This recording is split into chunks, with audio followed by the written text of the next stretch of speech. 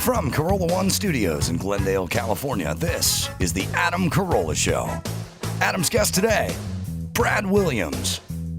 With Gina Grad on news, Bald Bryan on sound effects, and a spirited round of the Rotten Tomatoes game. And now, reminding you to vote your interest, not your identity. Adam Carolla. Yeah, get it on. Got to get it on. No choice to get on. The man, did you get it on, man? Good day, Gina Grad. Good day to you. Handball, Bryan. Oh, come on. Handball, Bryan. We got a frozen Living the dream, yes. Positive energy. It was worth it. Yes, Brad Williams is coming into studio. So he's going to be here and bringing the funny. So we got that working for us today. So there's a couple things. First off, a little controversy from the TiVo game. Yeah. Controversy. Oh. Got some Did I win? tweets. Got some people were upset about it. Dawson is very upset because he's a purist, and I think he feels like the sanctity of the game was destroyed. Dawson, feelings? We got some revelations that are really going to blow you away and throw everything into question. Everything you think you know, everything you thought you knew about your staff. It's going to be thrown into question. Yeah. Okay, I'm not going to give anything away because I don't know exactly what he's talking about, but I went back after the game and listened to the game film, and I mean all of it. And I take umbrage with at least two things. So I cannot wait to find out what the revelation is. Well, Gina, I went back too and listened to my heart, and I know who actually won. I'm sure you did. But there was some hinky business happening. This just in, Dawson got the 10 taco value pack from Del Taco today. Don't bury the lead. What's the meat in the tacos, Dawson? Oh, it's just the standard Del Taco value taco, 79 cents. Had to get 10 of those. How many do we do in one sitting? I put away 6 before the show started. I got 4 left, I think. We're gonna do the 4 during the remainder of the show. Yeah. Wow. After this controversy. 10 Del Taco tacos. Yeah, this is actually so upsetting to me that I lost my appetite for like 20 minutes. Yeah, so we're gonna do this. Then I'll get back into the tacos when I feel better. He was struggling. I saw him holding his 5th taco up and his hand was shaking, but he was barely able to get his 5th taco down. And then the 6th taco. He reached out with the second hand like Trump. Yeah, he did that. That was the 5th. The water. The 6th taco, that was pure emotional eating there. Like all he was trying to do was numb the pain Just with bury the it. He was eating 6 his feelings. tacos. That's muscle memory. Bury it in a crispy value taco. 10 Del Taco tacos. Okay, and by the way, not for the Little League team. 10 tacos for Dawson's head. I offered Chris one. Okay. True. He gladly turned it down. One for the DH. All right. So the way one for the DH. So the way the game ended with controversy was Gina thought she'd chimed in first. Bryan swore he chimed in first. I ended up winning on Anaconda because sort of. even though I was down on points, I pulled it out in the end. You ended up winning when it was just between Bryan That and was I. a real come from behind victory. Right. Yeah, for real. But as we checked the tape, it appeared that Bryan clearly had spoken before Gina. It was shocking. Which was not Gina's recollection or And I really said, how any of could ours. I have missed that? Right. It was very pronounced.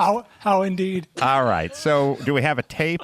Yeah, we're gonna do just a little bit of audio here to refresh everyone's memory.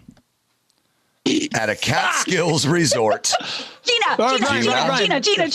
Dirty Dancing. from 1987, and for the win, it is Dirty Dancing. Play the That tape is horse back. shit. We can play the tape back. There's no Play way the you tape caught that back. first. Okay, so pretty clear. We heard Gina first there, but Bryan protested. So we went back to the tape, and we replayed the tape during the news. Now, I had edited this out of the show. I listened to it. I originally stated that it was absolutely clear who won, did not point in any direction, but it didn't turn out how I thought it did. So here's what happened later. A teenage girl vacationing for the summer Pete. Bryan. Blame it on Rio. At a Catskills. I heard. Okay. I heard Bryan. I heard pretty Brian clearly. that one. I didn't hear it on the first one. I heard it on the Sounded second one. a different version. Heard yeah. Bryan clearly right there, right? Right. Yeah. Well, if y'all will watch the video of that moment in the show, I want you to watch Bryan, Okay. Please. a teenage girl vacationing for the summer. Pete. Bryan. Blame it on Rio. At a Catskills resort. Gina. I recognize Did that. you guys all see that? Yes. I yawned. Did you see? That was a yawn. Did you see Bryan say Bryan after protesting and knowing that he lost the game? Put Bryan in. He put it in post. He put it in post. He said his name. Now, we were all listening with our eyes closed. Yes, we were. Intellectually honest with the game. Bryan cheated. You know, I got Bryan a lot going on. cheated, and he continued right now, to protest. That could have very easily been a hiccup. This That could have very makes easily been every a- single win Bryan has ever gotten in the Rotten Tomatoes game Yeah. spurious at Yes. best. Yes. You, Asterisk. I am shining Asterisk a on light. all of them. Let's look at his minus 16 under a magnifying glass for a while. That's right. Hey, Bryan, remember when you were 16 and you had a little thing called character? And you wouldn't take tips at the grocery store? What happened between now and then? well, he did have one woman stuff something into his bra. That's true. Yeah. He did It keep was, that it one. was a smock. Bryan cheated. Yeah. And he continued to protest throughout the end of the show. None of us caught it. Now we know. Bryan, all 10 middle fingers. Oh, man. I hang my head in shame. Brian. All right. Well, Brian, I have defended you so many times for the last 6 years. I tell people constantly, yes, he's smug. Yes, he's selfish. Yes, he's a jerk. You can skip past this part. You can skip past all Yes, these. he only cares about himself. Get to the Sure, he loves to defense. put people down, but he's honest. Yeah. He's honest. I thought that and too. now, you know what? I'm worried about myself because I don't know how I'm going to defend you now. I thankfully never defend Bryan, so I'm man. staying. I'm staying on Bryan. Oh, this also, well, you can join Pete Rose at the next memorabilia signing, Bryan, because you've been banished from the league. This hurts. You will not be I'll inducted say- into the I'll Hall say of two- Fame. It's like I'll it's like say- when a prosecutor gets found out for like say he was doing drugs while he was prosecuting cases or something. Right. Every single case that he prosecuted is now under intense scrutiny. So Oh, yeah, we gotta go back. every game Bryan ever played, true. Bryan, your minus 16 means shit now. Not only here, we're talking Connect 4 Yep. games from the early Yeah. Everything. 90s. Uno. We're gonna Yeah. Who wants to be a millionaire indeed? Oh, that's right. Yeah, you got to call that into question. now we're gonna have to get representation. We're gonna have to send notices to all Yep. your young friends. They may be part of a class action lawsuit. That's right. Contract tracing. And he continued Can I, throughout the entire show. He just continued to protest, and he knew all You know, along I That's knew part of that the he disease. cheated. I knew something was suspicious when he said, I'll happily share this with Gina. He's never happily shared anything with me. Okay, well, this opens the door nicely for me to say two things. One, I've won many Rotten Tomatoes games in front of live audiences, so I don't know if you need to call those into question. They may Or be did part you? of the lawsuit. Yeah. That's true. No, everything's in They're question. entitled to Everything. compensation. You're right. You can't possibly, yeah. But in all seriousness, I was fucking around. I thought it was very obvious when I said Bryan because I know I'm on camera. And then when Dawson said the result was very obvious to me, I'm like, all right, well, I obviously lost. But then he didn't say anything. I was like, shit, maybe I won. Like, because I didn't hear the tape. I was saying my name, Bryan. So I was I hope you recognize that I was kind of on board of the tongue-in-cheek cheating. I wasn't actually trying to That's what Yeah. they always forward say that I when was- you're Yeah, caught. liar. I was just joking. Bullshit. Unacceptable. If All that right. was the truth, you would have said it Well, during again, the show. You would have let But us we all went know. along with it, so I thought you all. You're a liar and a cheater. End of story. It's all And I won. academic because I won anyway. No, All right. sir. Anaconda. No, That is sir. true. Anaconda. Max Spada, I'll share the second place with Gina. slippery slope How guy. dare you. What's I asked three times they're off loading the right air. now. I had a screen. All right, put it on. I know. I won't put it on your screen till it's ready to play. I don't want you to call out for them if Well, it's on your just say screen. not ready yet or something on there because Okay. I'm looking at I don't know what the status is. All right, so we pulled. We got a couple more of those to play you guys. Also, there's a interesting. There's a couple interesting things. Let's see what I wrote down here. All right, here's a thought. I made Dr. Drew laugh earlier today because I was retelling this story about my nephews and being born in Germany and the stupid tattletale people. Oh, yeah. It's funny, the tattletale people used to be a pretty small tribe in this country. You know, back when I did Loveline, some friend of my sister's or something would hear an episode and then say to my sister, I just thought you should know what your brother said about your kids on the whatever. And they'd always twist it. You know, it went from... Make it worse. Well, by the way, go from not anything to actually something, which is... And this is kind of an interesting... This is kind of an interesting thing, too, in the New World Order. You know, in 1998... I would say, hey, I'm not responsible for slavery. None of my family was here during slavery. No Carollas ever owned a slave. They never even owned land. I mean, they were apartment dwellers. So, why am I on the hook for slavery? And then I said, my 3 nephews were born in Germany. What's that make them, Hitler Youth? I mean, they're not responsible for the Holocaust just because they were born to a German father. And then, of course, that then gets twisted into calling them Hitler Youth, which is actually the opposite of what I'm saying is they have no responsibility for this atrocity. But, of course, it gets twisted. And now and there used to be a small group of people who did that. Now it's game on. I mean, it's encouraged. It's just a large group of people twisting stuff and tattling and pushing it out there. And sadly, we jumped the shark with dudes. This used to be ladies who lunch territory. This was not dude territory. This was the yenta in everybody's business. Right. We've turned a bunch of middle-aged white dudes into yentas. This is the fucking scary part. All right.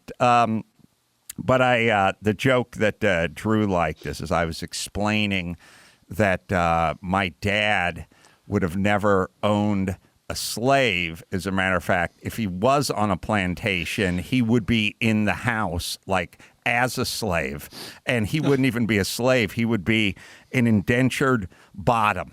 He would be there to have non-consensual sex with any gay suitors that showed up to the house. Happen to pass through. And he'd definitely be a bottom. And Drew loved indentured bottom. He told me to write that down. We also found out that indentured starts with an I, not an E. That was a revelation, too. We found that out. Drew found that out. Gary found that out, and I found that out. So Gary and Drew are on the hook too for the Ein and indentured. Wow. Hey, when you talk about tattletales and how normal it is and adults and everybody, you know what the social media version of that is, specifically the Twitter version. And Bryan, you may be more familiar with this just because you're on Twitter as much as I am.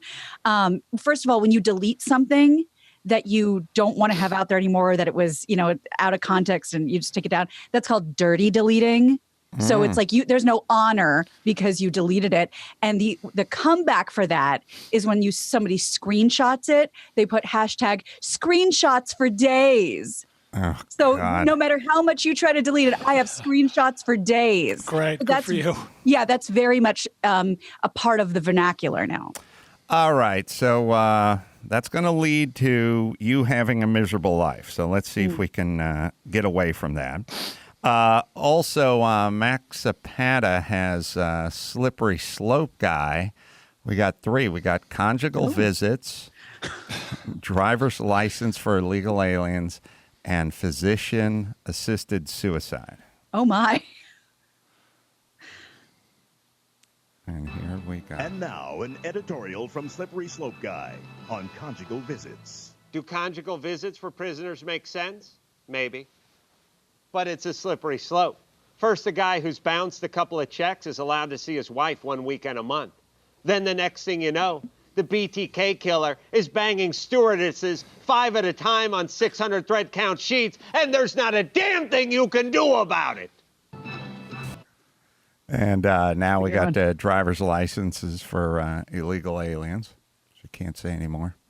And now, an editorial from Slippery Slope Guy on driver's licenses for illegal aliens. Do these people need some form of ID? Of course. But it's a slippery slope.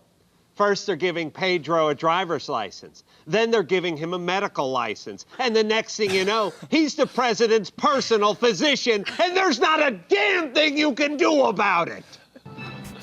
Forgot about the BTK killer. Yeah. All right. And physician-assisted suicide. And now, an editorial from Slippery Slope Guy on physician-assisted suicide. Should the family of a terminally ill person have the right to take them off of life support? Maybe.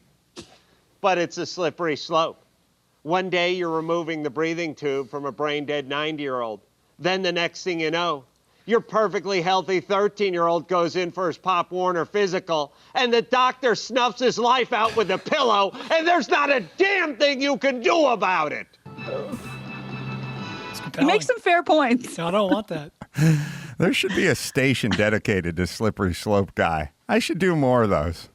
Yeah, he needs to come back. He needs to come back. All right. So Brad Williams is coming in here. Here's a theory. I've been floating theories often lately.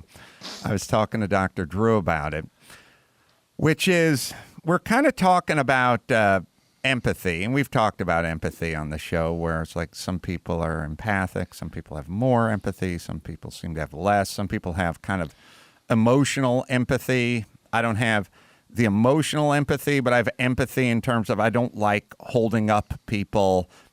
I don't like people waiting for me. I don't like, I don't want to inconvenience people. When they say to me every time, what do you want to do for Easter? You want to do the show in the morning or you want to do the show in the afternoon, like after everyone's done? The first thing I say is just go ask everybody. The first thing you say is defer to Gina. Defer to Gina. Find out what people want to do, and then that's what we'll do. Because I don't want to say we're doing it at 10 a.m. if you guys all have some sort of brunch on your calendar. I've never want to do it. I'll do it at 6 p.m. I'll do it after brunch. So not emotionally, but sort of practically. But here's a thought. I had to kind of work it out with Dr. Drew. Dr. Drew is very empathetic. He's a very empathetic person. He's just sensitive that way. He really is. And I started noticing that Dr. Drew is never late, ever. I have traveled the nation with the man. He will not, doesn't matter what time you're meeting in the lobby, he's sitting in the lobby waiting for you. And we think of being on time or being prompt or being late as its own sort of characteristic that kind of lives in a bubble. Like that person's always late or that person's super prompt. But I started realizing when Drew was explaining himself, he said, I have too much empathy. I can't stand someone waiting for me.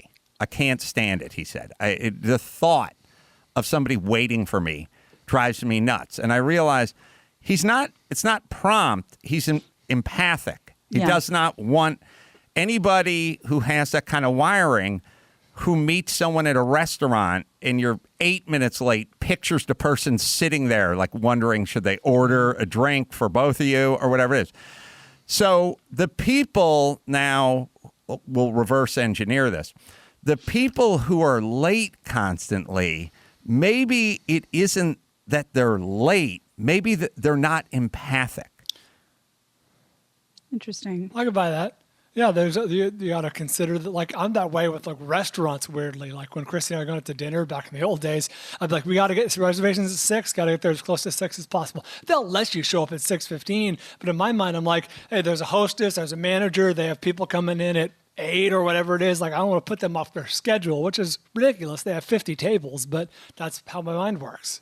So who do you know? So think about late people now, and then can you be an empathic person and constantly late, like constantly making people wait on you and kind of screwing up schedules and kind of, and here's the opposite of empathic. Late people, you have to constantly say, look, I'm going to come pick you up, but I'm going to honk once. Okay, I'll call before I leave. I'll call. I'm picking you up at 6 a.m. for the airport, but I'll call you at 5. I'll call you at 5:30 to make sure. God, relax. Yeah. What do you take me for? So it's the opposite of being empathic, right? Well, yes. Yes. And I'll do you one better, depending on the kind of late people you've had in your life. They will double down. It's not they're 15 minutes late. Sorry, let's get started. Apologies. It's now you have to devote another 15 minutes to making them feel better about the fact that they were late. You have to hear about their traffic or their problems or what they went through. And it's doubling down on the drama and the time wasting and the disrespect of the situation. I agree. Is that a bit of an empathetic quality where you're like, the late person will attempt to sort of put that feeling on, like, I'm so sorry, I would have been on time, but there was this traffic accident, this blah blah. There's people outside the car. Like the story kind of assuages that responsibility. So not only am I waiting here with my dick in my hand for a half an hour, but now I have to feel sorry for you. Yeah, it may be a very root, basic core of empathy, maybe the ultimate empathy, because you're forced, if you're late and you're empathic, you're forced to think about that person sitting there waiting for you. Mm-hmm. But if you're not empathic, then you're not going to think about what that person is doing sitting there waiting for you. You're just going about your business, your day. So maybe late and maybe prompt. I can for sure tell you that Drew's promptness is his empathy. It's his empathic side. And it's not, the more I think about prompt, what is late and what is prompt? You know what I mean? It's just an action. It's just an action that speaks of someone's sort of mindset, right? Yeah. It's not like I'm late because I'm late. I'm late because I'm choosing to, essentially, or I don't care enough about that person to show up at the right time. So maybe chronic tardiness and all that kind of stuff. And there's kind of a disorganization factor as well. Yeah. Don't get me wrong, but maybe it's the ultimate empathy or lack thereof, depending on which one you are. You should all think about people in your world and think if there's a correlation there. All right. You'll tell us when Brad Williams shows up. Yeah, it looks like he's pulling in right now. He's pulling in right now. I'm obsessed with the side of the freeway, as you guys know, on this back street near where our studio is. And I was taking a walk over to the other shop with Dr. Drew, and Drew gave the mouth a babe. So, and we'll put these pictures up and the TiVo game up at adamcarolla.com. Oh, yeah. So the first picture is from 9 months ago where they just stripped the entire side of the freeway. It's a 20-foot embankment, and they just took it and they just dragged a big rake over it. They got all the weeds, they got all the spare tires, they got all the garbage. They literally just stripped it. They went in there, their landscapers went in there and stripped it. And then they planted these sort of sapling or sort of 6-foot high pepper trees they're about every 15 foot. And they put them about 4 feet from the top of the embankment. And the bottom of the embankment is just dirt. So the next picture you'll see is when they started watering everything. And when they started watering, they didn't use drip irrigation. They shot sprinkler heads from the very bottom up to the top to hit the trees. But the problem is most of the water just sort of matriculated down to the bottom, and all this bizarre sort of weed stuff started growing. Well, I took a picture an hour ago when I was walking by there with Dr. Drew, and now the entire place is just grown over with weeds because the water's done. And Drew just looked. Drew did like a mouth of babes thing where he goes, "Why don't we just do what Arizona does? I don't get why we're spraying water everywhere. It's just the weeds are growing." And I'm like, "Yeah." And he's like, "But." He looked at me and he said, "Well, what did they think was going to happen? What did they think the plan was? They were going to put trees up at the top, squirt them from 20 feet away, and no ground cover, no ground cloth, no weed cloth, no gravel, no nothing all the way down the hill. And the entire fucking hill is now 7 foot high with crazy weeds. By the way, the fence to get on that freeway is 6 foot high. The weed is shooting well past it. The weed is like 9 feet tall. Yeah, You can't even find the tree anymore. It takes a minute. What is the plan? What do we? Who's in charge? How does this work? And by the way, it's either why I should be in charge of everything, or I could never be in charge of anything. Because if I was in charge of this, I would be going out of my fucking mind. 1 year from now, it shall return to just a field of weeds. Now, obviously, there's no way to avoid this with whatever it is they're doing. Do we want to avoid it? Do we want it to be good? Like, do we want to save water? We're watering weeds, essentially. I thought we were in a drought area. Like, is there do you guys have any thoughts about what the plan could be? It's funny you mentioned what the plan could be. So the answer either way is stupidity, but I'm wondering, do you think there's a world where this was intentional and they just want green? Like they don't care about how it looks or that it's weeds. They're just like, just make it green, and spray the whole thing and God take over. No, you can't. And I'll tell you why. Because the green shall be green while they're watering it. Wait till the summer hits. The green turns brown. All those weeds you see by the side of the freeway, those big old giant, everything's just going to turn brown because it's going to get 109 degrees out here and it's all going to die.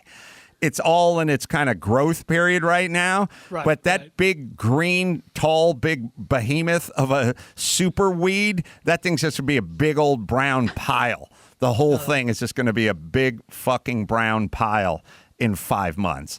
That's the weird part. But again, this is what you do when you spend other people's money.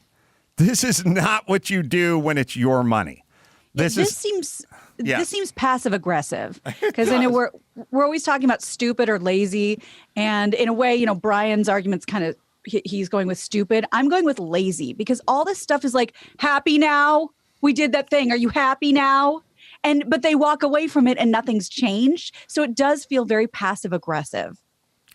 It is incompetence, but it's also, you have to incentivize people to be competent.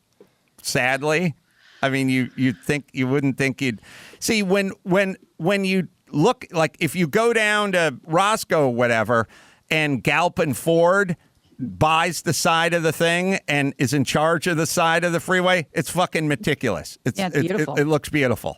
It's like, yep, we're a company. This is what we do. We paid for it, or we're going to handle this. You would never do this.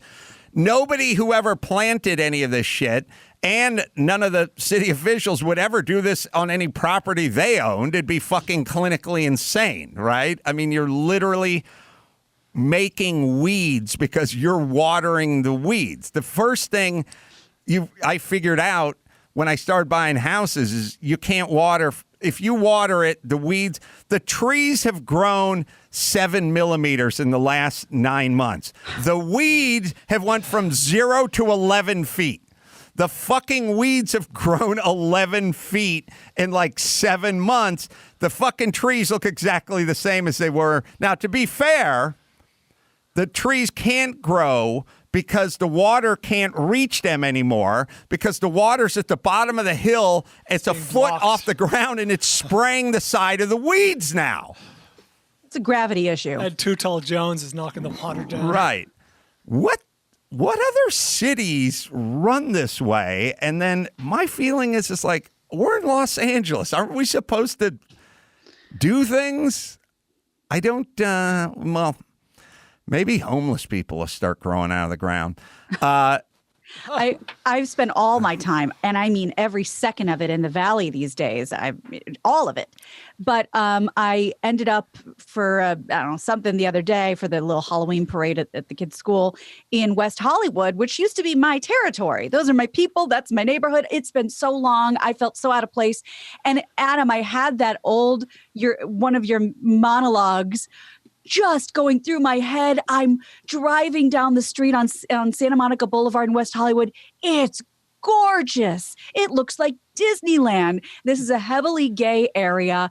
Everybody takes care of the neighborhood. It is pristine. And then I drive back to my side of town, and it's very different. But it was nice just to drive down a nice street for 5 minutes. We need...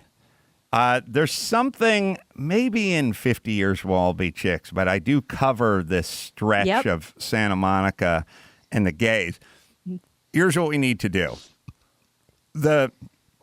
My sister bought a house in Silver Lake in 1996 for like $114,000. It was a shack and a piece of shit, but it was still in Silver Lake. Silver Lake had a lot of gangbangers back then. Yeah. At some point, the gays moved in. Yes. Now it's great. We need to do with the gays what they do with like indigenous insects, where they go, we got to drop them off here so they can release them. Yeah, release them so they can kill the aphid population, which is destroying the corn crop. You know what I'm saying? We make it beautiful again. Right. So I got to go down to WeHo, and I got to go, look, you guys are at about 86% gay right now. Feels like 110, but about 86%. North Hollywood, where I'm from, is less than 4% gay. We're at a deficit. Bordering on negative. Yeah, we need some sharecroppers. We need wagons hoe. We need some of you to go west and cultivate the land there. We need to take. We'll give you like 40 acres and a butt plug or something, but we got to get you over to this area because this area is fucking trashy. The first thing you realize about that area is gays aren't messy people. They're not trashy people. They don't fucking throw shit over their shoulder when they're done with it. They don't throw wrappers and whatnot. So it's like, and also you realize this city is totally incompetent wherever you go. It's all about the people. If everyone wants to just fucking make their lawn look like a putting green and doesn't want any of the paint blistering on their fascia, if everyone just did it, everyone just cleaned up their front fucking space and didn't litter, then the whole place would look like that. That's what it would look like, yeah. And that's what you get with WeHo. Yes. At the risk of being obvious, the city does this in it might be by the way, where you are is in Glendale, which is its own incorporated city, so maybe that's the difference. But LA does this a lot, and it looks okay. I mean, better than what you showed us. Why not just go with ice plant? It's a weed. It's just, it never grows high. It never grows up more than like your shin. It's native to California. Why don't they just plant this everywhere? These are all over the South Bay, and they are beautiful. Yeah, they're in all over the west side. They come in every color, and they're a weed. It's succulent. It's like a great ground cover. Yeah, succulent. It shows up somewhere, some places. I don't know. See, the problem is we keep going. I keep going. What's the plan? And the answer is, there's no plan. The plan is we spend money on shit and goes back. They literally tilled the entire side of this freeway. They cleared it all of all these weeds, and within 1 year, it shall just return to exactly what it was. All right. So we got Brad Williams out there, and we'll give you some time, but we'll see if we can find that audio version. It's in 50 years. I'll be checked. I just got to scrub through the audio. All right. We'll take a quick break. Come back with our favorite comedian, Brad Williams, right after this. The Adam Carolla Show presents Brad Williams' birthday cocktail party for January 13th. Let's see who's here. From Unsolved Mysteries, Robert Stack. Charles Nelson Riley. And he brought Rip Taylor. Those two were actually born on the same day in 1931. Yes guitarist Trevor Rabin. Bassist from The Pretenders, Malcolm Foster. From Squeeze, Dawn Snow. Julia Louis-Dreyfus. Patrick Dempsey. Liam Hemsworth. And Orlando Bloom. Brad Williams is on the Adam Carolla Show. Pretty good birthday, Brad. I love that Rip Taylor and Charles Nelson Riley are born on the same day. That's crazy. That is pretty It's awesome. basically, other than Trump, that's all of Alec Baldwin's best characters on SNL. That's great. That's great. It's I true. love that. God was like, we need to make the world 18% more gay. Yep. Wouldn't that be a But gay holiday? I can only do it with two souls. Well, he stroked his beard. Yeah, my yeah, work yeah. is cut out for me. Right, Let's right. see. How can we pack? And I'm sure gays have said this very sentence. How can we pack as much gay as possible into a tiny space? I thought you were going to say fudge, but all right. But by the way, that is to the gay movement what LeBron James is to coming to your team. You know what I mean? Like, you don't think Right. one guy can make a difference? Oh, they can. Yes. Be of little Absolutely. faith. Absolutely. I think we should all throw some glitter in honor. Of Rip Taylor. Rip Yeah. Taylor, the great Rip Taylor. R.I.P. So, Brad Williams, Yes. virtual stand-up show coming up Saturday, November 14th at 7 p.m. Tickets available at rushtix.com. Let's talk about how that works. Yeah, man. I'm doing the virtual stand-up show because I have a manager that even if I'm not touring, he wants me to keep working, and he will find any gig. I believe my manager has been on this podcast. His name is Barry Katz, and he has a very specific sounding voice. He comes on like, I know it's the pandemic, Brad Williams, but don't worry, I got you on a rooftop in Escondido, man. Yes. And one of the things that my manager... Chinaman, we don't like What was that? Hold on. No, I was looking for Jay Moore's China drop, and I picked up the wrong one. Jay Damn it. Moore. Yeah, Jay Moore does Yes. Killer Barry. If you are represented by Barry Katz, you must do the impersonation of Barry Katz. I think it's a rule. And one thing that he will do is that he will always try to sell you on the gig, but not in the best way. Mm-hmm. Just like, okay, there's a bar where they're doing stand-up, and are you ready for this? Ray Don Chong has performed at this bar. Right. And you're like, okay, I'm sold, Barry. But he has Adam, me... have you ever been to China? There he is! Wait, play it clean. Wait. Let's hear it. Okay. Hold on. Here it is. Adam, have you ever been to China?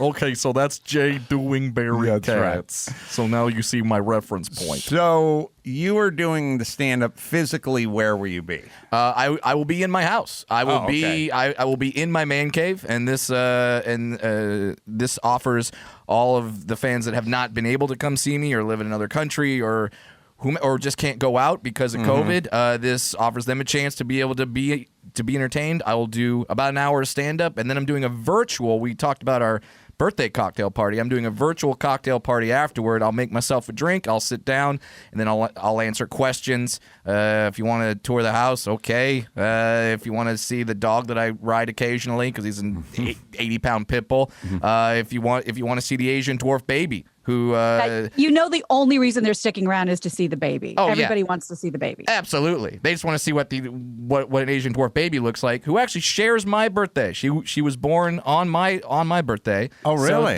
So that'll be her birthday cocktail party as well.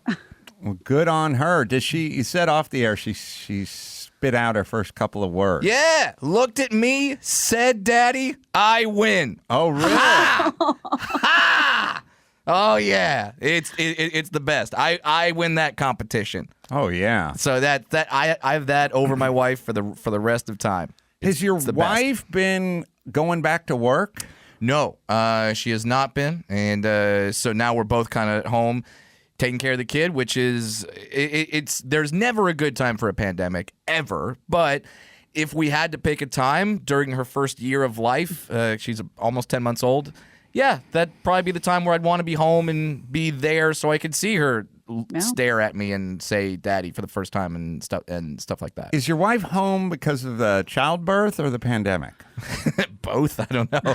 Why choose? Yeah, childbirth, pandemic. Husband continues to make money even though we're in all two of those things. Yes, all three of these are a factor. Have you been touring at all? Yeah, I've done a few shows. It's weird. The comics that are touring, I feel like we're all going to the same spots. Like we're all going to Nashville. We're all going to Salt Lake City. We're all going to Texas. We're all going to these states that are open and the clubs that are allowed to be open. I was actually one of the first to go back out. Me and Jeff Dye. He went to Utah.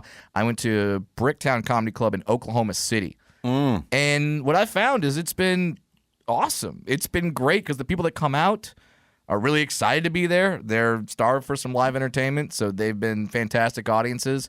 And I've had a great time. But if people don't want to go out, I completely understand that. And so I'm offering entertainment November 14th. RushTix.com. Come see a virtual show. Well, it's been kind of a sort of win-win because for me, I've been going out and doing the shows, but I've also enjoyed going out to a restaurant, like going inside of the restaurant. I got my first 2 or 3 haircuts in Texas. You know, like I got a massage. I think that was a country song, wasn't it? Like I got my hair cut in Texas, the bitch is back in Cali. That's right. I would book, like I'd go, I'm going to get a haircut, I'm going to get a massage, and we're going out to a steak meal like after the show, just because you don't realize how much you miss that shit until it gets taken away. Oh, absolutely. Just the simplest things. Like I'm very fortunate in that terms of the neighborhood where we live. A lot of the homes have kids that are under 2, and so we're all taking it pretty seriously. And just having that human contact of being able to walk out and like have like a neighbor kind of block party is real. Like I wouldn't think that I would enjoy that because they're not comedians. They're not people I can like really speak too honestly to because I'll make some offensive joke. Let's be honest. There is a little bit of a burden to being super duper clever like me and Brad. When you talk to your wife's high school friends and then you meet their husband who works at an aluminum supply house, it's like, what do we? He wants to talk about the Titans season this year. Yeah. And it's like, boy. Yeah. Like I know I sound like a super snob, but comedians are not only make their living with their thoughts and their words. Sure. But you get used to like hanging around with guys like Jimmy Kimmel. And what's coming out of their mouth is so fucking interesting all the time. And they're hot takes and big fucking laughs. And then all of a sudden, your mom has a friend and thinks you guys are going to hit it off. Yeah. And it's like, boy. Oh, it's like getting off the people mover at the airport. Like, God. Right. Yeah.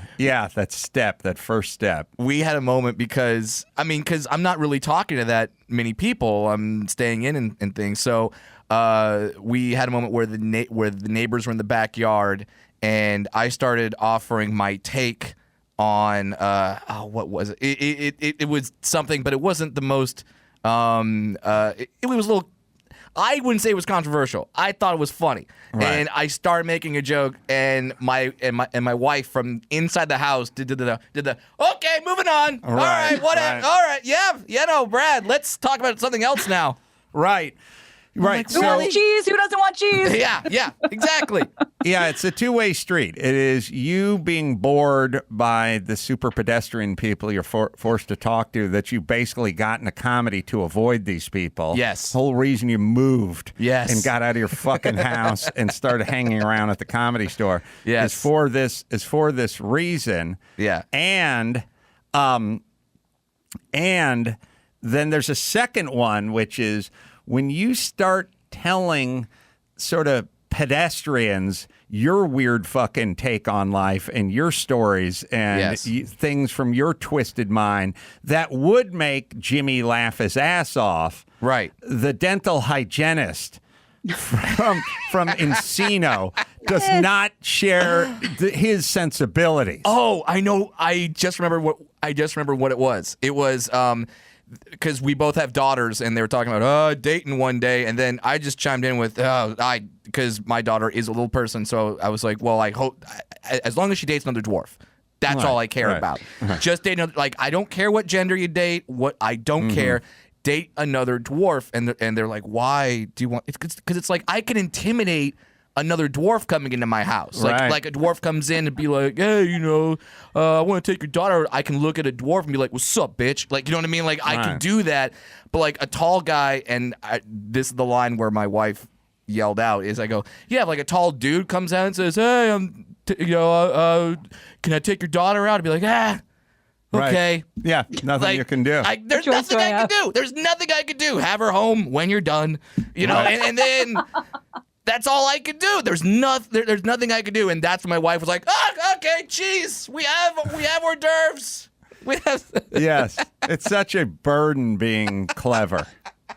It's such a burden. And I haven't been able to do that many shows, so I'm just like I'm soaking in every opportunity to talk to people and like do jokes and try bits, and like this is how people don't realize, like, and this is what I found out doing all this in quarantine is that I didn't realize how much I tried my bits out in front of people.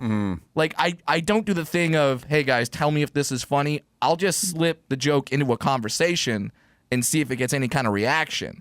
And I started doing that around my neighbors, and that's when I realized, like, oh, that's not going to make me very popular.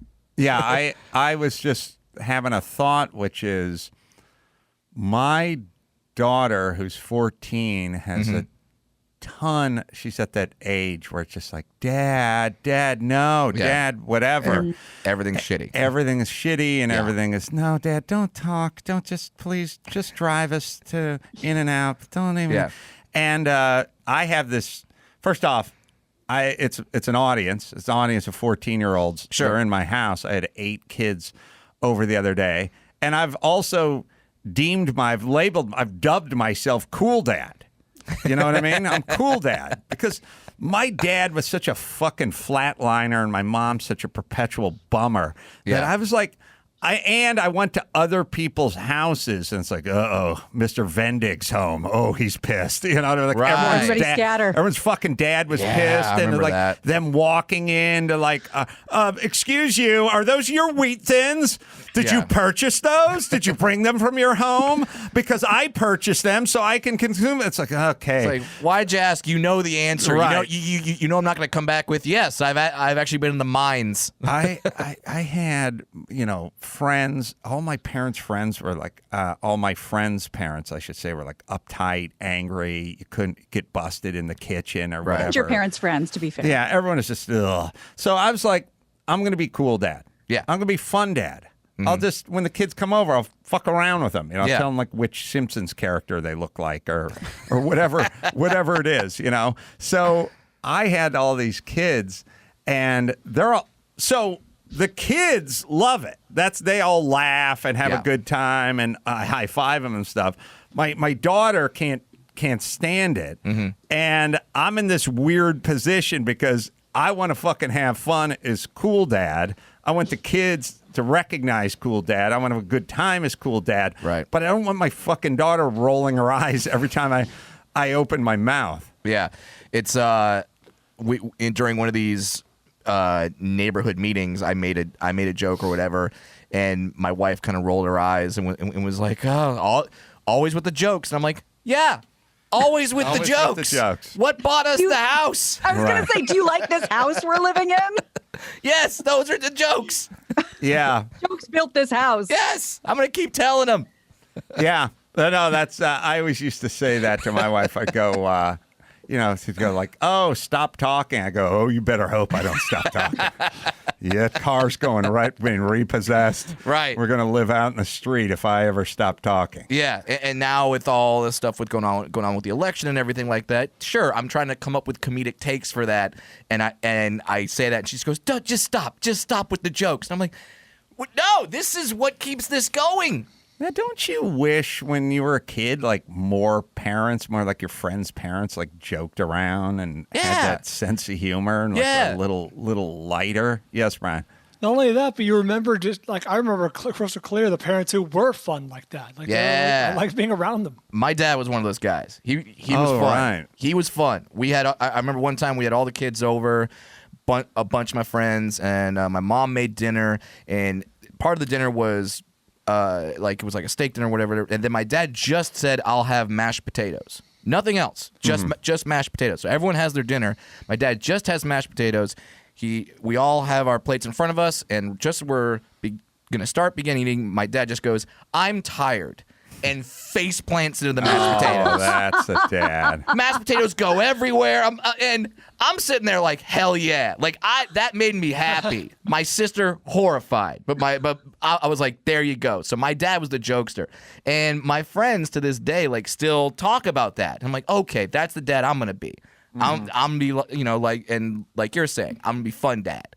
I'm gonna be the guy that's like, yeah, you come over, I'll have jokes, I'll say things, I'll have interesting conversations. Now, I've brought this up before, but there's a big difference between you guys being the fun dad and the kind of fun dads, the guys who declare themselves the fun dads. When I was growing up, I told you they used to lure us into hot tubs with near beer. Who could declare themselves the fun dad. Wait, what?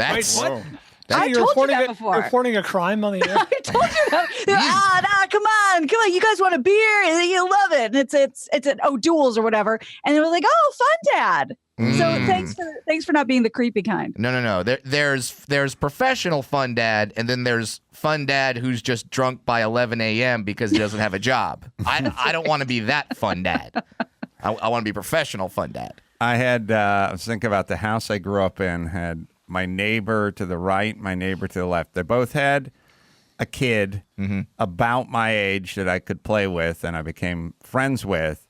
The neighbor to my left had super angry stepdad. Like this dude was just uptight and angry and would come home and yell for the kid. It was stepdad, but the kid was scared shitless of him, and he was this weird, angry, humorless guy. And then the neighbor to the right, there was no dad, but his name was Hammer, and he lived in a deluxe van in Sun Valley.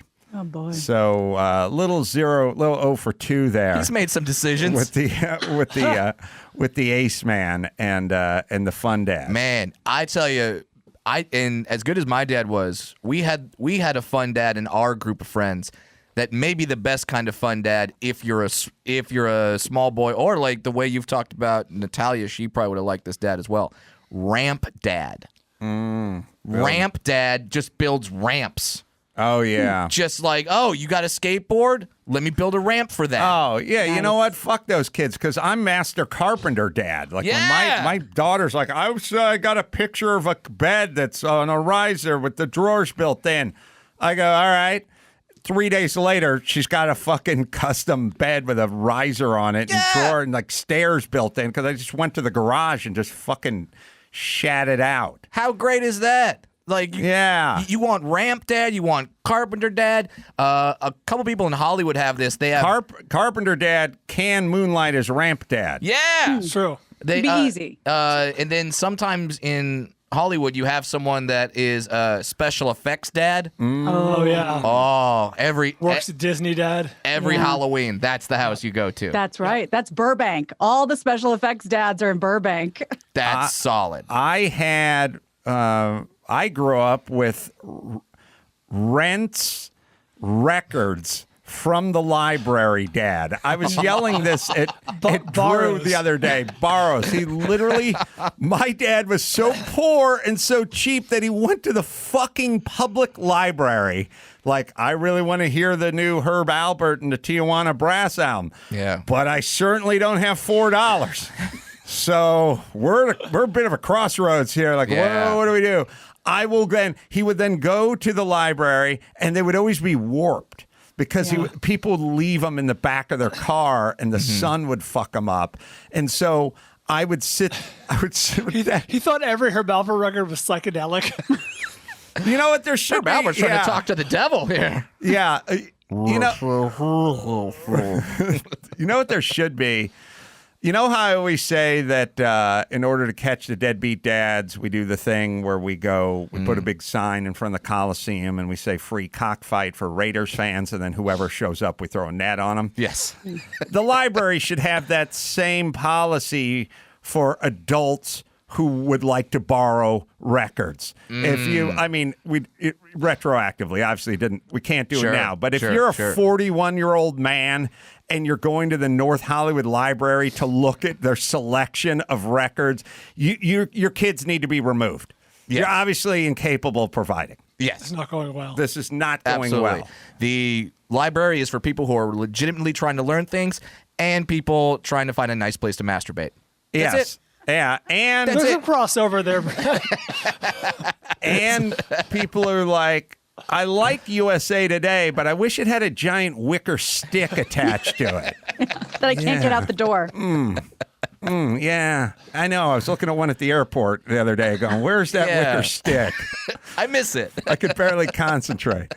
All right. Brad Williams is going to hang. We got the Rotten Tomatoes game to play with Brad. Yes. First, I'll tell you about J.B. Weld, proud sponsor of our show, J.B. Weld, great American adhesives and glue company. Hey, if you're carpenter dad or ramp dad, you're going to need some J.B. Weld, proudly manufactured in the USA since 1969. J.B. Weld can fix just about anything. I use their products all over the house. I just use their Super Weld. That's like the super glue stuff.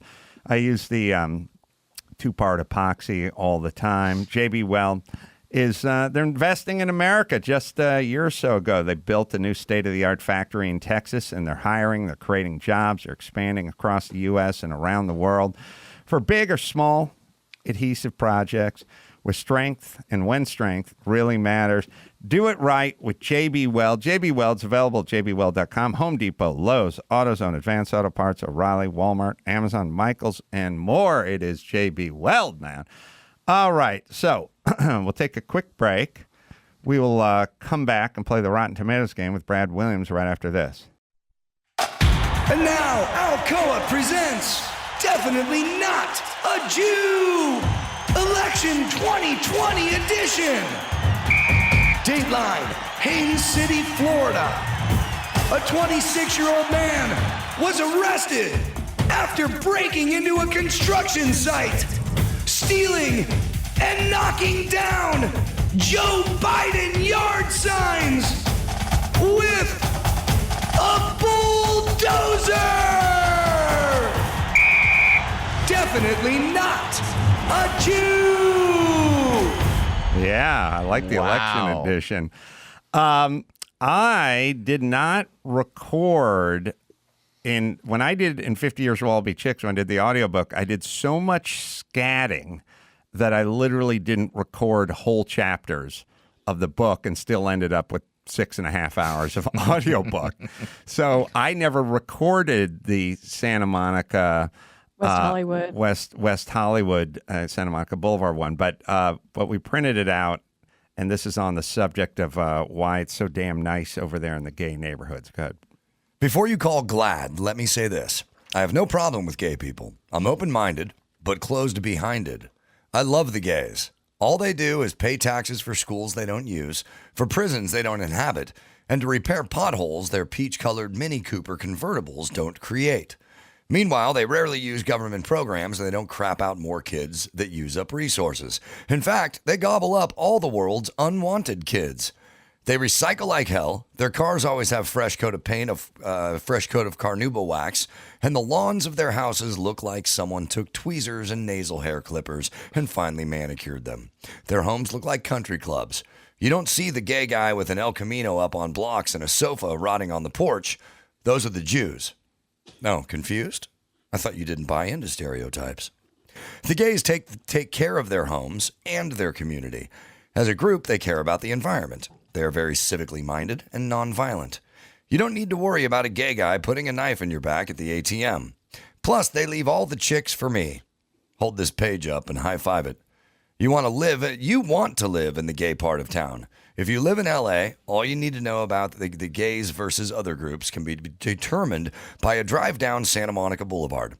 Santa Monica Boulevard is a long, filthy, graffiti-covered stretch of asphalt that cuts through the heart of Los Angeles, except for one 2-mile stretch that has medians with green grass, spotless sidewalks, and happy couples strolling with laptops and lapdogs.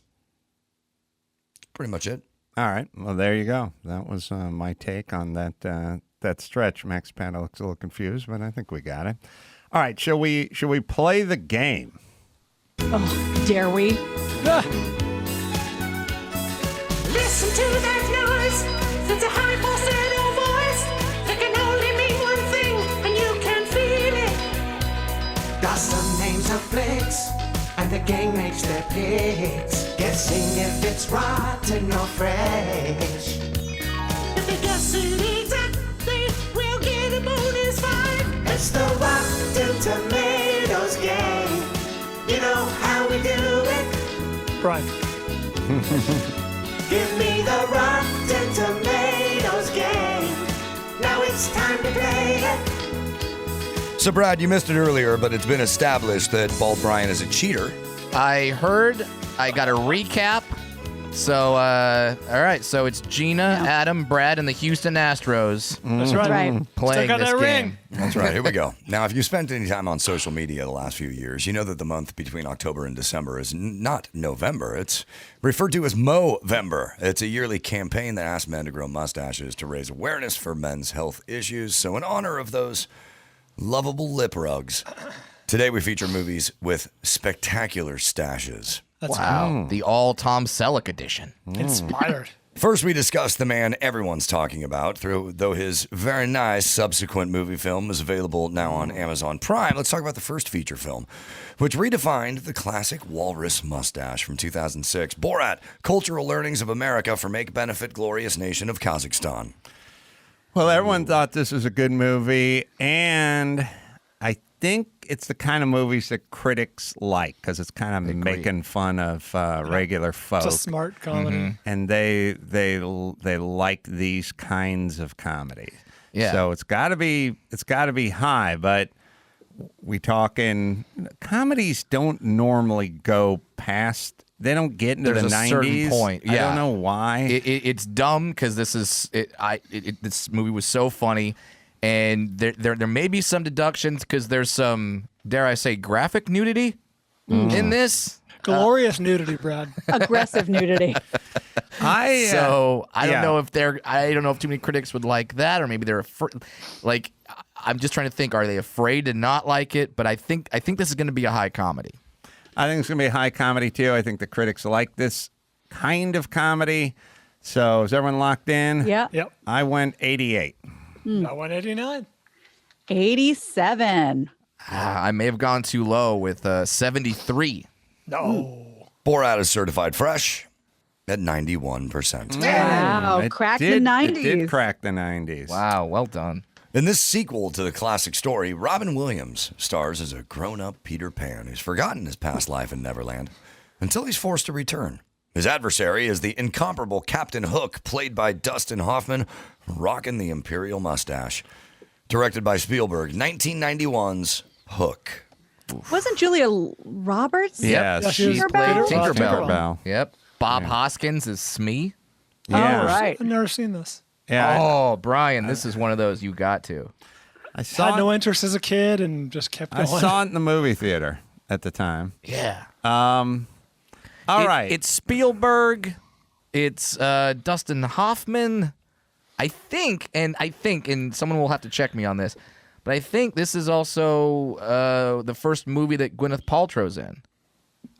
Really? I think she plays Wendy, and that's because her godfather, Steven Spielberg, put her in the film. I think that's a true thing. Oh. I'm not sure. I thought you were going to say Tiger Lily, which would have been problematic. I bet that's her second film. Oh, wow. Still both, yeah. Yeah, close. You're way off, Brad. You idiot.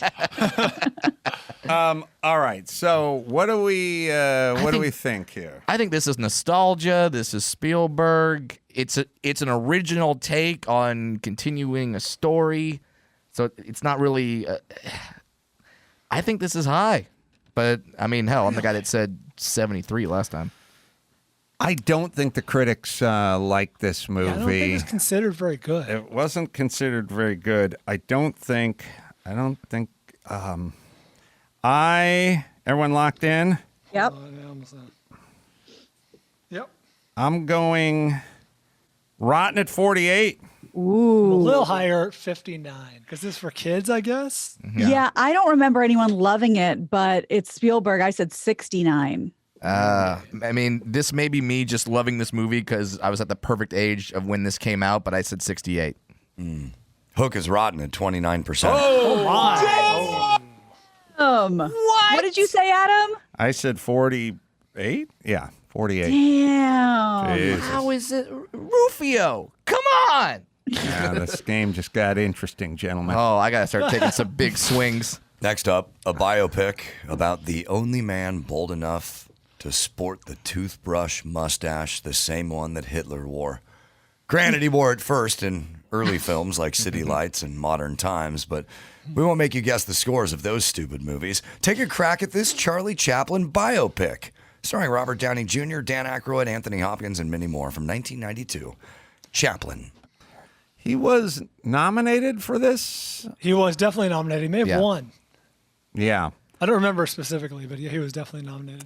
I don't remember watching this. I do remember he was nominated, and I think it was well received.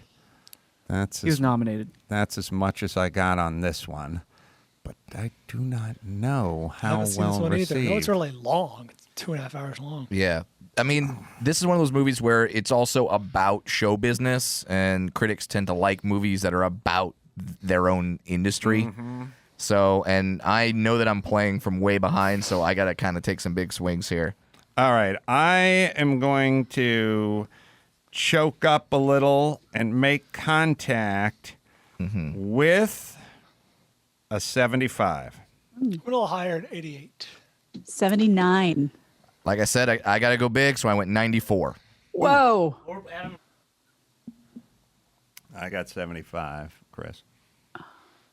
Chaplin is rotten Oh, really? Shit. at 59%. What? Oh, Bye, my Brad. God. Wow. Goodbye. All right. Brian, what did you guess on that? 89? 88. 88, okay. Can you really trust him, though? Brad, don't let Check the tape. Check the tape. don't let Written the right here. don't let the door hit you on the way out. It's not a metaphor. I'm saying I don't want to see you fly into the kitchenette.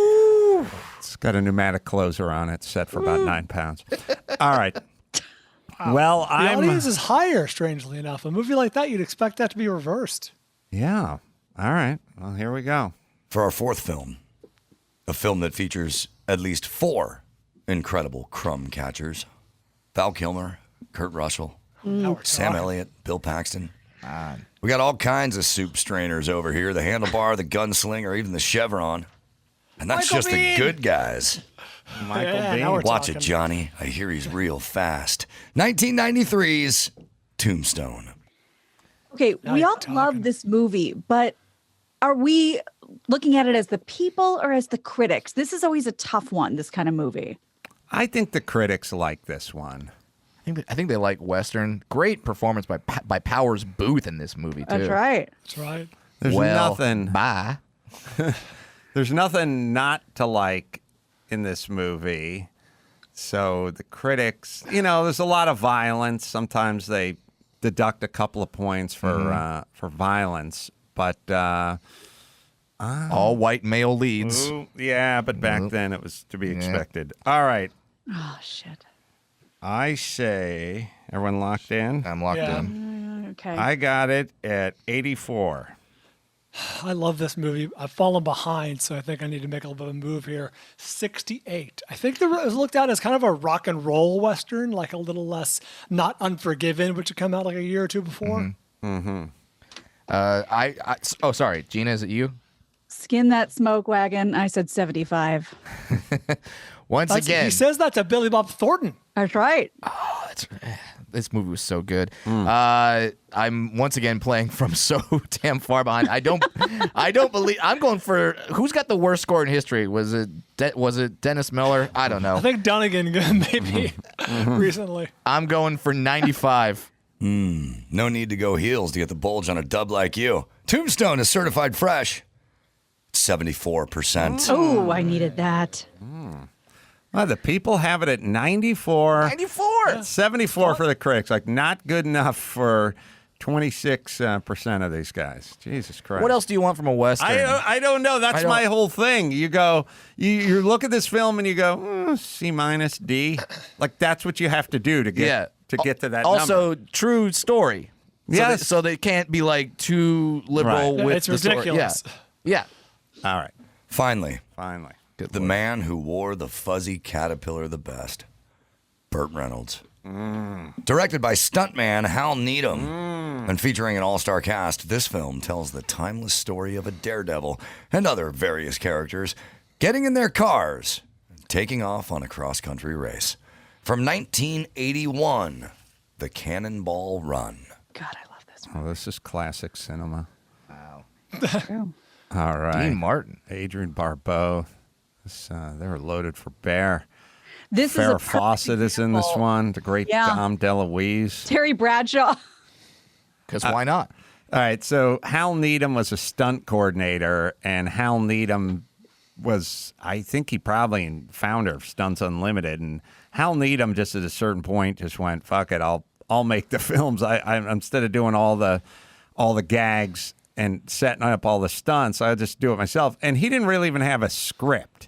As you can tell. It's like, we'll get Burt Reynolds. Burt, do what you do. Dom DeLuise, you do what you do. Yeah. Jamie Farr, you play the Sheik in this thing. All right. Now, this is a fun film. Yeah. But do Obviously, it's critics not, like fun? No, they don't. They don't like a lot of burning fossil fuels and a lot of cleavage. Now, here's where I'm at. Brad has been mathematically eliminated, and that was 2 days ago. Yeah. Bryan and Gina are still around. They're still hanging around.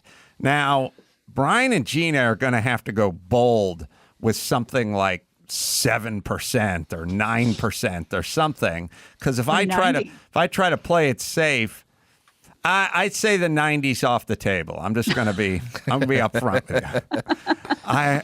I am going to say that if I try to protect my lead with like a 45 or something like that, I think Bryan and Gina are going to go with like an 11, and that's going to be a big chunk for them. Which would... On the other hand, this thing was tongue-in-cheeky, had a lot of fun stuff in it, and we could be living in a world where it got 53. That means it's either going to get 45, 11, or 53. You guys locked in? Nope. No, I don't know where to go on this. I have no idea what to do. I got a number. I'm good. Fuck. Okay. I don't feel good about this, but okay. I am going to try to protect my lead with a 30. Shit. 37. I should have gone bolder. 21. I went for the Michael Jordan, 23. You guys should have went 5. Yeah. I couldn't do it. 17 or something. We have a 5-point deduction. Oh, no. The Cannonball Run is rotten. What? At 30. Oh, the nail in the coffin. It's been such a long time since I hit one on the nose. There you go. Congratulations. I do want to say we have a tie. Ooh. For third. Brad Williams coming in 4th place. What? Your score 120. Well played. Jeez. Winners never cheat. Cheaters never win. It's true. Just want to make that clear. I'm cursed. So this tie for 2nd place goes to Gina Grad with her 74. Thank you. Bald Bryan disqualified, and Adam Carolla the win, 43. Wow. I can't even get 2nd place. I made the podium, everybody. Yeah. Woo! You know how we do it. the NCAA handing down sanctions. I don't care if it's on a technicality. All right. Gina's got the news. Yep. Bald and Brad are going to hang in with the news, and we'll do all that for you right after this. Give me the news with Grad. News with Gina Grad. Breaking viral, all those crazy Trump tweets. Give me news with Gina Grad. Trouble in the Middle East. Celebrity drunk meltdowns. Need news with Gina Grad. The news with Gina Grad. Well, the election is hot, heating up. So let's just squeeze a little more juice out of this berry. With America preparing for Election Day, Google has a list of key topics that Americans have been searching for more than ever, according to Fox News. So as of Monday morning, unemployment ranks highest among search terms for political topics in the past 7 days, followed by crime, wages, healthcare, and Supreme Court. Now, Democratic presidential nominee Biden leads President Trump in Google searches as of Monday morning. Biden has 50% and Trump has 40%. But wait, we're missing 3%. Who has that? Oh, apparently it's Libertarian Party presidential nominee Joe Jorgensen. Oh, felt like we were missing 10%. Yeah. 47 and 50. Oh, 47. Okay. Oh, Yeah. I heard 40. Yeah. And then Google notes that, maybe I said that, sorry. We'll play the tape back, Bryan. Google notes that I'm going to chime in for sure. search data is an indication of curiosity in the subject or candidate. It should not be considered an indication of voter intent. But the big search terms are Russian P-tape. What? No? Steele dossier, unemployment, crime, wages, healthcare, and Supreme Court. So you're typing in unemployment to find out what each candidate's stance is on it or policy Probably. on unemployment? Probably. Trump's Typing for in it. for benefits, like how to apply. Yeah. That seems like a weird search term. Well, it seems like you're doing that to get unemployment, but it doesn't seem specific to the race, right? To the race. Right. Is that That's what I would think. that makes sense to me? That's where mine goes. My mind goes, yeah. I don't, because it doesn't seem like there's going to be a difference depending on who's elected, right? Yeah. Because what does Biden have to do with unemployment, for example? You're right. With the days leading up to the election, that might be another way to couch the story is everyone's talking about election, and people still want to know where the hell their unemployment check is. Oh, maybe that's which is it. beating everything else. When is or has or if ever anyone here been on unemployment? Do you have a period in your life? I did it right after layoffs when we flipped KLSX. Same. In between my next gig. I think I was on it for maybe 3 months. You know what? I was same like you, Gina. I did that. I think it was 2 or 3 months. I was philosophically opposed to it. Just I felt weird about it. But Christy was laid off almost this exact same time. So with no income, we decided it was well within our rights. Oh, and if you would have seen the apartment I was living in, there would have been no question why I needed the help. Bryan. This is when I was in Echo Park.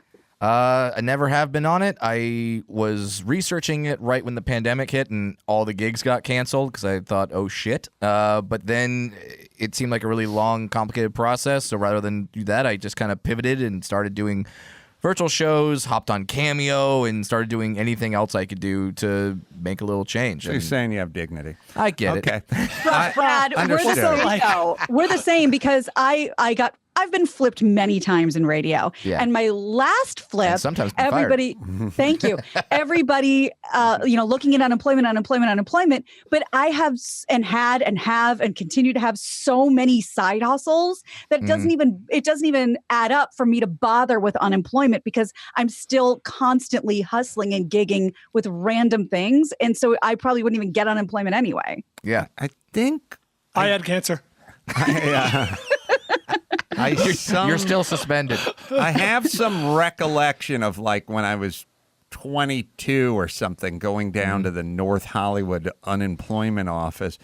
Remember with those municipal, like the post office, and remember the smell from inside those places, the weird cleaner they'd use for the tile and all the people hanging out. And I remember going down there and trying to figure something out, but I couldn't fill out paperwork at the time. Like, I wasn't really good enough. I would always put my name where the address slot was because I would always get confused if it said address, if I wrote above it or I wrote like under it. Right. I would always I think I went down there. I spent about an hour. I waited in line. I was like trying to fill out shit and I just went, oh, fuck it. And I just walked back on. I guess I was doing manual labor at the time. And also I was able to like work under the table and shit like that. But I don't think I ever got a check. But I do remember going down and trying to figure it out. I know I have bad news about your mail-in ballot. I'm pretty sure it doesn't count. Oh, that's trouble. No, I know a lot of comics, though, that had to go on unemployment, though. Really? Yeah, once everything shut down. What do you get every 2 weeks or whatever out here in California? Depends on your income, up to a certain amount, as I understand but the comedians would probably get up to that amount. I'm guessing. Yeah. The maximum, because the maximum's not very much. You don't have to do that well to get to the maximum. I mean, if you're a feature act and you go on unemployment, it might be you might be getting a pay bonus. Like, it's just like, because features get paid nothing. Features are openers or middles. Feature is the second person up. So usually it's the host and Tom Segura did a great bit on this or rant about this, but it's like hosts have been getting $50 since 1978. Right. Like, it just like back then it was great money, but then it just has never gone up for a raise, and neither feature acts. Features get between like $100 and $150 a set, and and when you do 5 shows a week, okay, that's your check. So that's it. I loved that scene in Lost in America where Albert Brooks went into the local like unemployment office or the job finder's office, and he's like, I need a job. And he's like, well, what did you earn in your last job? He's like, with bonuses, probably $150,000 a year. Mm-hmm. And the guy was like, we don't give those. He ended up getting a job as a crossing guard. Mm-hmm. I love that movie so much. Unemployment is $450 a week max, plus $600 if it's because of COVID. Oh, $600 a week. Yeah, all right. Plus 450 plus 600. Plus 600. Yeah. Damn. You get $450 a week plus 600. Yeah. A week. $1,000 a week? Yeah. Hell yeah. Really? Yeah. If it's because of COVID, they'll tack on another $600 a week. That may be going away. I think they're still fighting about that, aren't they? Well, isn't Congress still fighting about that? Shouldn't they just have replaced the 450 with 600? Seems weird to tack on 600 a week. If you can prove that you were laid off because of COVID. Oh, okay. Oh, interesting. Yeah, well, that's true. I mean, a lot of people, business owners and stuff I talk to, have been like, people don't want to come back. I'm paying them less than what they were making on unemployment. They weren't making $1,000 a week. Right. That's crazy. So $1,050. Yeah. Yeah. So more than 95 million people have already voted. And we're recording this on Monday. That's about 70% of the total votes counted in the 2016 general election. And election experts predict historic rates of turnout this cycle. Just to give you some perspective, so it's possible that more than 150 million people may turn out this year in total. That's according to the experts. That would mean an eligibility turnout of 62%. In 2016, it was 55.5%. 2012, about 55%. 2008, 57%. So this one is seeing a bump. It probably will see a big bump. ratings, the biggest. Huge ratings. I give big all ratings. Huge turnout. I give all the credit to Alyssa Milano telling people to vote. Someone on Twitter asked me yesterday, like, what's the over-under on total votes? I'm like, Bet Online has it at 149 million and a half. So 150 million goes over, 149 million goes under. And it's getting hammered, by the way. It's minus 475 for the over. Like, people just are convinced it's going to go over. Well, and that's what we talked about yesterday. Some booking guys in England say this is the biggest event ever bet on.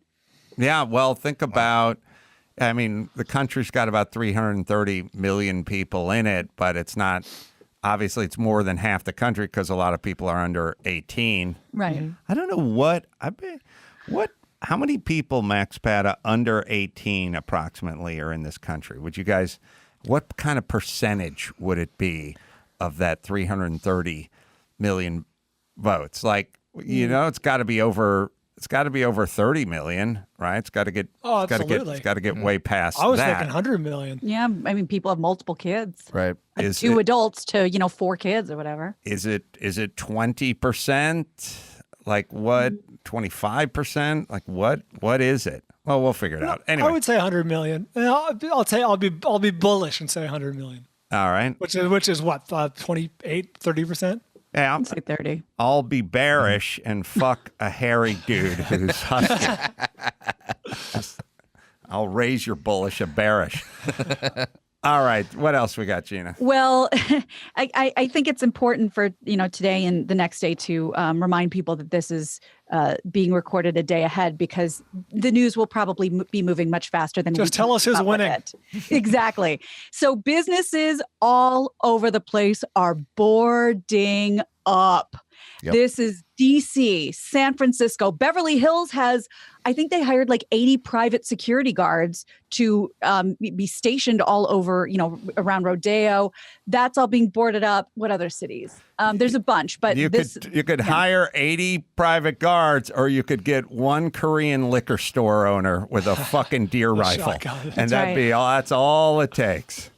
So this article focuses on DC, but I know this goes so far beyond DC. Hair salons, restaurants, clothing stores, banks, anything within a few blocks of the White House is covered in plywood. As of Sunday, business owners prepare for possible repeat of violent riots, looting. One photo showed... Yeah. I just came up with the fucking Amazon item of the year. Ooh. Okay. Now, we all know... when you go out hunting, or you're going to be in the woods, you're an outdoorsman, or you're a soldier in this man's army, you put on the camouflage. Mm-hmm. Right, sure. Right. How about a camouflage plywood jumpsuit? So when the shit goes down, you just go flat against the fucking boarded up.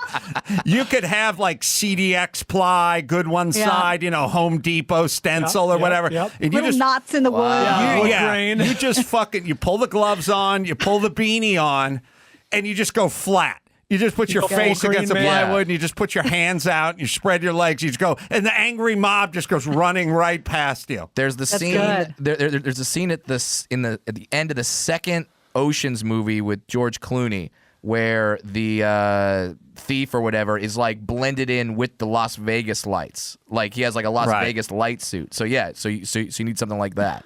But at some point, when you're laying there thinking the coast is clear, some Antifa guy with a sledgehammer comes up, and he thinks he's going to bust into that Radio Shack, and he puts it right into the small of your back. That's the dicey roll. Yeah. Right. Wait. This is what you do then, Adam. To expand on your idea, you have the plywood camouflage suit that already has a hole in it, like a sledgehammer hole. Right. So they don't hit the same spot now twice. Some drunk, horny Antifa guy, hear me out.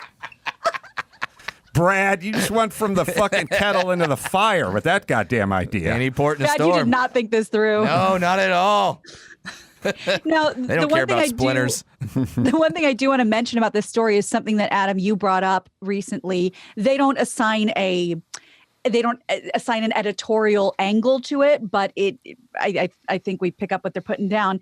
In this article, it says one photo showed the first and second floor windows of one building boarded up and spray painted to include artwork in support of Black Lives Matter. AT&T and some other stores Sunday had signs posted to tell customers they're still open, and other BLM signs. Because you had mentioned that if you put that up, perhaps your business will be left alone. First off, that's old. That's not going to work anymore, right? Like that may have worked at the beginning, the George Floyd, whatever.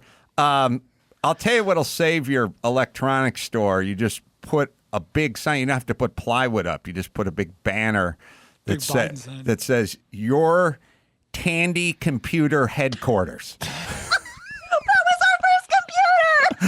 Right. No one's fucking kicking in that glass. Nobody. Commodore here. Yeah, that's I right. never thought I'd hear that word again. Tandy. Tandy. That's right. You want to go to Radio Shack to get a computer. You wouldn't have to spend a penny on boarding anything up. You just get a nice big placard, just hang it in the window. We got Tandy computers and used Ataris. Right. No, there's hipsters that would be interested in that. There's a market for those. That's why I said used. 70, almost 74% under 18, 24% of the population. 74 million. Oh God. Oh, sorry. Shocking. 74, about 74 million and 24%. There you go. Under 18. By that. So let's get into some hot Johnny Depp news. Oh boy. The Britain's High Court ruled against Johnny Depp Monday in his libel suit against the British newspaper The Sun. Now, if you remember, this has been going on and on and on. He flew there, Amber Heard flew there. We heard about, pooping in his bed and all the name calling and all the craziness. The judge wrote that the tabloid published a substantially true article calling Depp a wife beater. Depp's ex-wife, Amber Heard, testified in court that Johnny beat her when they were married. She photographed her bruised face to prove it. Depp, and then they sort of discounted that as well, but this is the way the judge came down. Depp dubbed that stunt a choreographed hoax. His attorneys called Amber Heard a compulsive liar. The 3-week libel trial featured sordid and salacious testimony, ranging from accusations of the bed poop, unfaithfulness, deep misogyny, gold digging, drug, alcohol abuse, screeds written on mirrors and blood. This case will be rehashed in the U.S., where Depp has filed a $50 million defamation lawsuit against Amber Heard herself. So this isn't going away anytime soon. It's not worth it being fucking famous anymore, is it?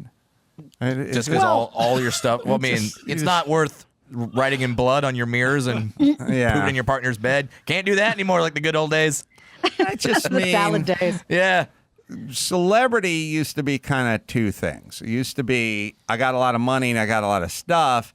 And then it meant I get to do a bunch of shit too. Like Frank Sinatra gets pulled over on the turnpike with fucking 9 gin fizzes in him, and he just peels off $100, and the cop escorts him home. You can make a lot of things go away. It doesn't end up on TMZ, right? Yeah. Now you're just gonna get sued, and everything's going to court. All right, hold the phone there for a second, Gina Grad. Let me tell you guys about BetterHelp. Overwhelmed, anxious, depressed? Yeah, a lot of people are these days. BetterHelp, online, licensed professional counselors who are trained to listen and help. It's important. The mental stuff is super important because if you're not doing that, then everything in your life suffers. So get it together, people. Connect with a counselor in a safe, private, online environment. Everything is shared, or everything shared is confidential, so no one else is going to hear about it. Fill out a questionnaire that assesses your needs. Get matched in under 48 hours. Easily schedule secure video or phone sessions, plus exchange unlimited messages. Join over 1 million people using BetterHelp. In fact, so many people are using BetterHelp these days that they're actually recruiting extra counselors in all 50 states. It's BetterHelp, right, Dawson? BetterHelp is a truly affordable option, and our listeners get 10% off your first month with discount code Carolla. So why not get started today? Go to BetterHelp.com/Carolla. That's BetterHelp.com/Carolla. Talk to a therapist online and get help. All right, what else we got, Gina Grant? Well, stars, they're just like us. Brad Pitt got dumped. He's single. He and this German model, who I will put a picture up of, Nicole Porturalski, split after their brief fling. She pulled the plug. She's married. They considered it an open marriage. And the 27-year-old took a hall pass with Pitt for several weekends in the south of France, then went back to her husband. Wow. And one of his buddies said it was never all that serious as it was cracked up to be. So she got her Brad Pitt on and then went back to her. Now, does she do that not because it says anything bad about Brad Pitt, but is that just so at a party she can say, yeah, I was with Brad Pitt. Yeah. Nothing special. I think it helps. Got that drop? Yeah. I feel bad for the fucking Cliff Booth was nailing your wife for, 3 weeks in the south of France. If I'm the husband. Who do we feel bad for? No. I think the husband's got it great. Yeah. I let my wife go to Brad Pitt. She came back to me. I'm better. Yeah, you got that's that right. angle. She got enough. She got But her fill. Yeah. Get Still, that out of her system. still, like the next 4 or 5 times you have sex, you have to kind of keep your shirt on. Because you got the fucking dad bod, you know what I mean? right. And she just had the pit master on top of her. Sure. The pit master. Wow. Pit boss. Why Yeah. not the pit boss? I don't know. Pit The master. spit roast. I like pit master. Well, thank you. I thought this was a barbecue joint. No, Yeah, that's you're not barbecue sauce. We're cooking today. Yeah, you're like, We're smoking some meat. I'm going to leave my shirt on. If I just go ahead and dim the lights over Yeah, here just yeah. a little bit. Yeah. Yeah. Yeah, no, I think that's I think that's some bragging rights for that dude. Is that a though. win-win-win? Yeah, it might be. I He gets think a 27-year-old with it's no definitely strings tiered. attached. It's Right. definitely tiered. Sure. Right. So the husband has to have a hit list too, though, right? I mean, he's got a You would punch think. list, right? I mean, they got the, that list that all couples have, The hall pass. the hall pass, right? So Right. who's his hall pass, and then neighbor. does he get to execute his hall pass now? I mean, one would 100%. Yeah, one I'd would imagine. think, I would hope. wonder especially if- if she got Brad Pitt.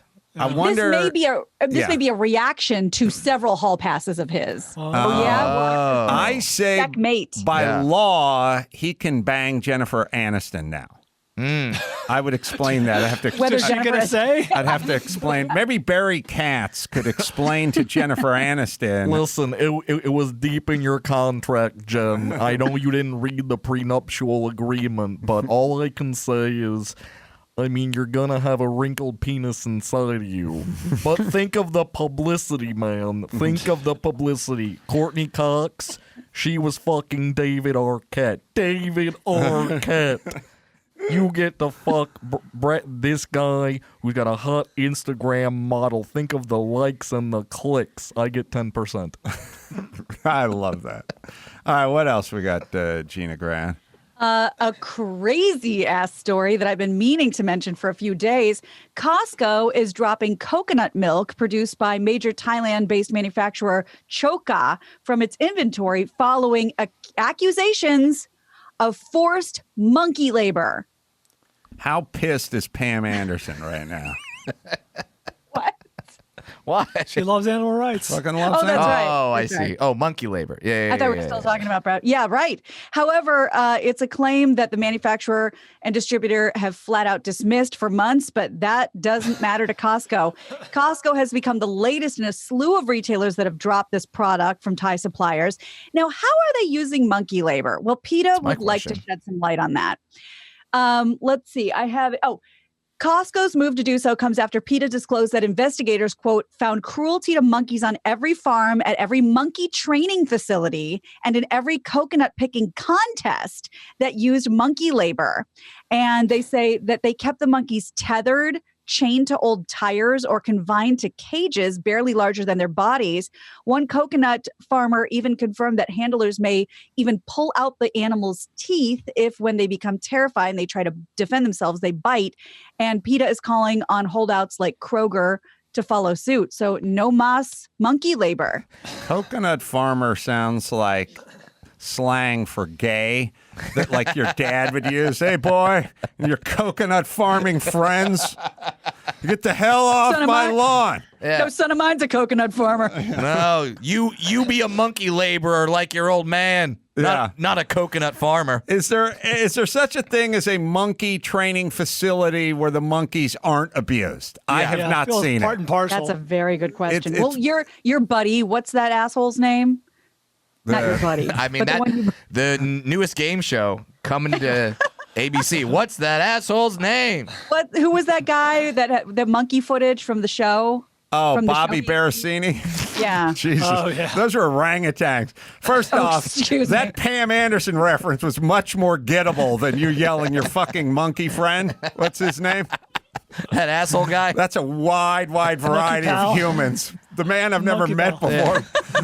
Bobby Barasini was accused of abusing his orangutan. I mean, if there's ever a name that sounds like an abusive monkey trainer, Yeah. It's that name. Could you find a publicity shot of Bobby Barasini? Bobby Barasini. It was like a 70s. They had these guys had this. There was another guy who was like a country singer, and his monkey was wackadoo. I mean, guys, it was like they had these monkey sidekicks. But yeah, BJ and the Bear. right. Bobby Barasini was this like had these orangutans, and he'd do these like circus acts and stuff. Oy.